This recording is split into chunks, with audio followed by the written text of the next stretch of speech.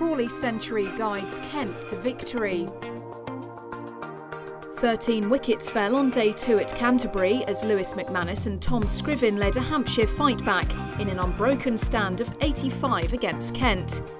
The visitors had looked up against it at one point at 23 for 5, but they went into day 3 with a lead of 129 runs, with 5 wickets remaining. Looking to break a stubborn 6th wicket partnership, Hampshire got off to the perfect start. Dangerman Harry Podmore continued where he left off on day 2 to tempt McManus, as he failed to add to his overnight score of 50, caught in the gully by Jack Leaning. No such problems for Scriven as he brought up a well-deserved maiden half-century.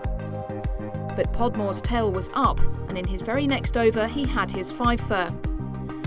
More swing from the Kent seamer tempted Scott Curry in, as Heino Kuhn took the catch.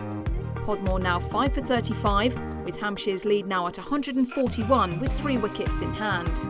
But they couldn't handle Kent's bowlers as Darren Stevens was brought in, and he struck in his second over of the day to take the wicket of Mason Crane after a loose drive fell straight to the arms of Jordan Cox. Scriven's fine innings would come to an end in tame fashion, as a loose drive off Stevens fell into the grateful arms of Podmore. Hampshire would add just 13 more runs as Grant Stewart caught Ajit Dale out, with the visitors all out for 159.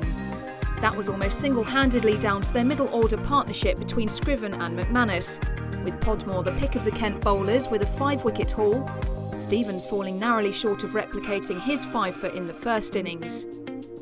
In reply, there would be drama just before lunch, with a moment Daniel Bell Drummond won't want to see again, as he played onto his own stumps to leave Kent 8 for 1 heading into the break. Kent needed a big innings from Zach Crawley. After the England batsman fell for a duck in the first innings, but he looked comfortable early on to move the home side to 25. Alongside Marcus O'Riordan, they bring up 50 for the hosts, before bringing up the half-century partnership with a boundary to lead the Kent recovery. Crawley began to rediscover some of his England form from the past few weeks with some quick-fire boundaries. But he was given a big reprieve, dropped by Dale at mid-on to compound Hampshire's misery as the hosts raced to 71. The visitors were made to rue that chance as Crawley brought up a half-century to move Kent firmly in control. And he brought up 100 for the hosts with another boundary, with victory firmly in their sights. The England batsmen would continue to dominate the Hampshire bowlers, as Kent went into tea 139 for 1 and requiring 42 runs for victory. The evening session began where the previous one ended, as Crawley continued to steal the show to bring up his century with more fine hitting. But he wouldn't be able to close out the victory and was gone in the next over, as he mistimed a sweep to Crane, with Kent needing 16 to win.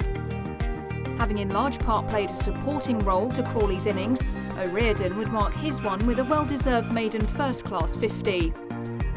Kent were making hard work of what had looked like a comfortable path to victory, as Jack Leaning fell to a fine delivery from Ajit Dale.